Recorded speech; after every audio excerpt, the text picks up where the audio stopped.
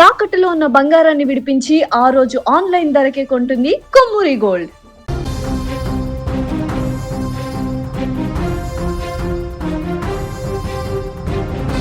Sir ప్రక్రియలో రాష్ట్ర వ్యాప్తంగా 27.7 లక్షల మంది ఓటర్లను ఏఎస్డిడి కేటగిరీలో గుర్తించినట్లు అధికారులు వెల్లడించారు.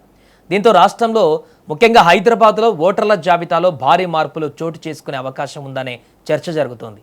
అయితే ఈ 27.7 లక్షల మంది ఓటర్ల పేర్లను ఇప్పటికే తొలగించారని కాదు, ప్రస్తుతం వీరిని ప్రత్యేకంగా గుర్తించి పరిశీలన చేసినట్టుగా అధికారులు స్పష్టం చేస్తున్నారు.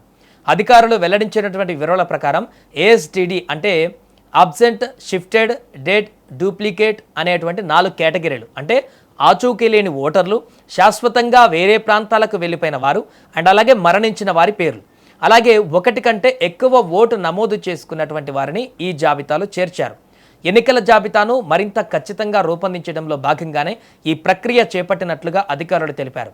రాష్ట్ర ఎన్నికల శాఖ గణాంకాల ప్రకారం ఏఎస్డిడి కేటగిరీలో గుర్తించిన 27.7 లక్షల మందిలో 1.38 లక్షల మంది ఆచూకీ లేని ఓటర్లు ఉన్నారు. అలాగే 7.28 లక్షల మంది మరణించిన వారి పేర్లు తొలగించారు. అలాగే మరో 14.85 లక్షల మంది శాశ్వతంగా వేరే ప్రాంతాలకు వెళ్ళిపోయినట్లు అధికారులు గుర్తించారు. అదేవిధంగా సుమారు 4 లక్షల మంది ఇప్పటికే మరో నియోజకవర్గంలో ఓటు హక్కు నమోదు చేసుకున్న డూప్లికేట్ ఓటర్లుగా గుర్తించినట్లు ఎన్నికల అధికారులు వెల్లడించారు. హైదరాబాద్లో ఈ ప్రభావం ఎక్కువగా ఉండే అవకాశం ఉందని కూడా అధికారులు చెబుతున్నారు. దీనికి ప్రధాన కారణం నగరంలో భారీగా వలస జనాభా ఉండడమేనని వివరించారు. తెలంగాణలోని ఇతర జిల్లాలతో పాటు ఆంధ్రప్రదేశ్, ఇతర రాష్ట్రాల నుంచి ఉద్యోగాలు, వ్యాపారాల కోసం హైదరాబాద్కు వచ్చిన అనేక మంది ఇప్పటికే తమ స్వగ్రామంలోని ఓటును కొనసాగించుకుంటున్నారు అని అధికారులు చెప్పారు. అలాంటి సందర్భాలలో హైదరాబాదులో నమోదైన పేర్లను తొలగించే అవకాశం ఉండవచ్చని భావిస్తున్నారు. హైదరాబాదులో మరో ప్రధాన సమస్య డూప్లికేట్ ఓటర్ల నమోదు. గతంలో చిరునామా మారిన తర్వాత కొత్త ప్రాంతంలో ఓటు నమోదు చేసుకొని పాత ప్రాంతంలోని ఓటును తొలగించని సందర్భాలు చాలానే ఉన్నాయని అధికారులు గుర్తించారు. ఎస్ఐఆర్ ప్రక్రియలో అలాంటి నమోదులను ప్రత్యేకంగా పరిశీలిస్తున్నట్లు తెలిపారు. ఒకే వ్యక్తికి 2 చోట్ల ఓట్లు ఉన్నట్లు తేలితే నిబంధనల ప్రకారం ఒకే నమోదు మాత్రమే కొనసాగిస్తామని స్పష్టం చేశారు. మరణించిన వారి పేర్లు కూడా ఓటర్ల జాబితాలో ఉండడము మరొక ప్రధాన కారణమని అధికారులు తెలిపారు. కుటుంబ సభ్యులు చాలాసార్లు మరణించిన వారి పేర్లను కూడా తొలగించేందుకు అవసరమైన దరఖాస్తులు సమర్పించకపోవడంతో ఆ పేర్లు జాబితాలోనే కొనసాగుతున్నాయని చెప్పారు.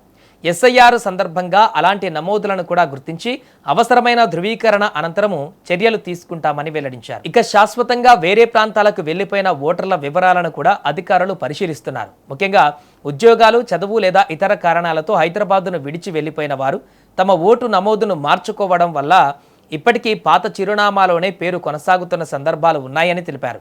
అలాంటి వివరాలను కూడా ఫీల్డ్ స్థాయిలో పరిశీలిస్తున్నట్లు వెల్లడించారు. డిజిటలైజేషన్ ప్రక్రియలో కూడా హైదరాబాద్ వెనకబడి ఉందని ఎన్నికల శాఖ గణాంకాలు చెబుతున్నాయి.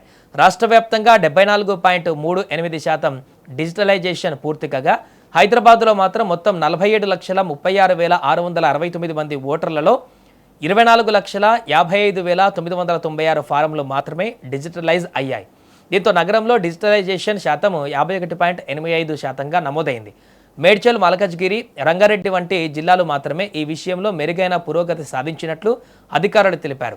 అయితే ప్రస్తుతం ఏఎస్డిడి కేటగిరీలో పేరు రావడం అంటే ఓటు ఖచ్చితంగా తొలగిపోతుందని భావించవద్దని ఎన్నికల అధికారులు స్పష్టం చేస్తున్నారు. ప్రతి కేసును విడివిడిగా పరిశీలించి అవసరమైతే నోటీసులు జారీ చేసి సంబంధిత వ్యక్తులకు తమ వివరాలు సమర్పించే అవకాశం కల్పించిన తర్వాతే తుది నిర్ణయం తీసుకుంటామని తెలిపారు. సరైన ఆధారాలు సమర్పిస్తే వారి పేర్లు యథావిధిగా కొనసాగుతాయని కూడా అధికారులు వెల్లడించారు. ప్రస్తుతం ఎస్ఐఆర్ ప్రక్రియ కొనసాగుతుండగా ఆగస్టు 3తో గణన దశ ముగియనుంది. అనంతరము ఆగస్టు 10న ముసాయిదా ఓటర్ల జాబితాను విడుదల చేయనున్నట్లు ఎన్నికల అధికారులు తెలిపారు. ఆ తర్వాత అభ్యంతరాలు, క్లెయిమ్లు, ధృవీకరణ ప్రక్రియ పూర్తయిన తర్వాతే తుది ఓటర్ల జాబితా ప్రకటించబడుతుంది. అప్పుడే రాష్ట్ర వ్యాప్తంగా ముఖ్యంగా హైదరాబాద్లో ఎంతమంది ఓటర్ల పేర్లు తుది జాబితా నుంచి తొలగించబడ్డాయనే విషయంపైన పూర్తి స్పష్టత రానుంది. అందువల్ల ప్రస్తుతం ప్రచారంలో ఉన్న 27.7 లక్షల సంఖ్యను తుది తొలగింపుల సంఖ్యగా కాకుండా పరిశీలన కోసం గుర్తించిన ఓటర్ల సంఖ్యగా మాత్రమే చూడాలని ఎన్నికల అధికారులు సూచిస్తున్నారు.